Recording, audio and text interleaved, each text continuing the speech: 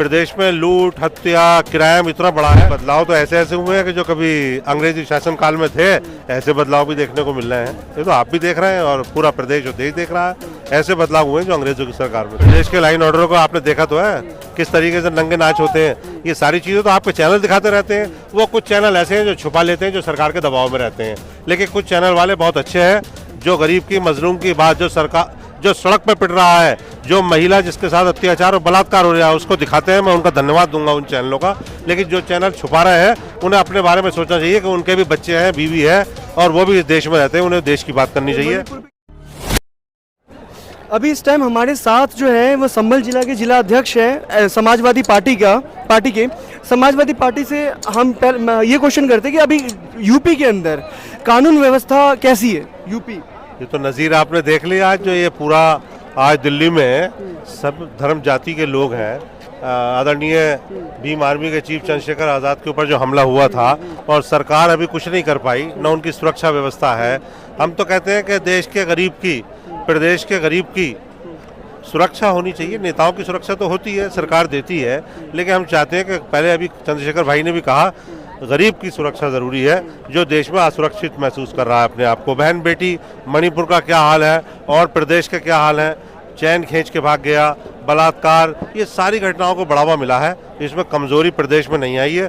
प्रदेश में लूट, हत्या, क्राइम इतना बढ़ा है, उसको ताकत ज़रूर मिली है। सर अभी केस आया कि मस्जिद से एक लड़का आया था, उस पर हमला हो गया, बागपत का है शायद।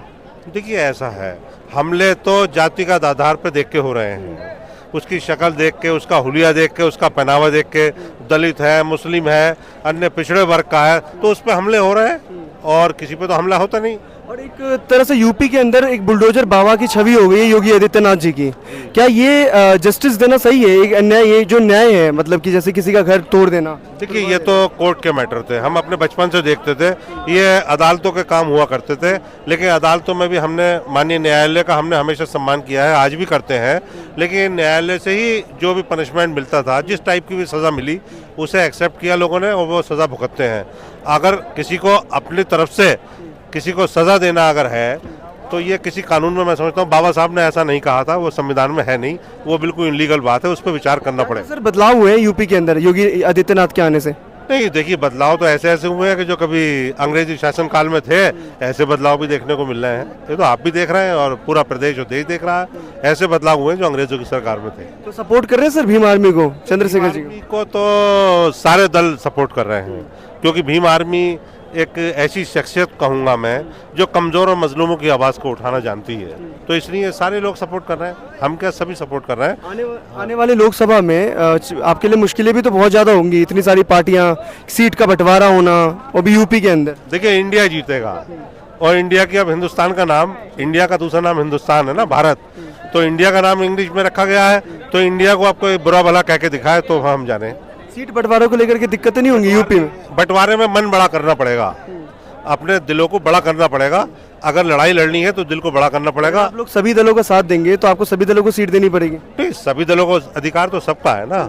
सब चाहते हैं कि इस देश की सुरक्षा के लिए, देश की तरक्की के लिए, गरीब की, नौजवान की, दलित की, अल्पसंख्यकों की सुरक्षा के लिए और उनको तरक्की के लिए अगर गठबंधन करना पड़ा और सबको मिल बांट के इस लड़ाई को लड़ना पड़ा तो कोई हर्ज भी नहीं है। सर मणिपुर की जो एक वीडियो थी काफी वायरल हुई और काफी शर्मनाक है ये पूरे देश के लिए, इस पे क्या कहोगे?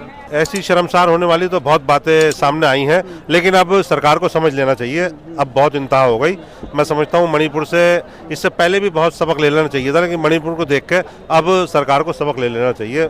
ये चुनावी मुद्दा होगा आने वाले टाइम में? देखिए चुनावी मुद्दे तो मौजूदा सरकारें कुछ भी बना सकती हैं, इससे डर लग रहा है कोई शगुफा नया ना आ जाए।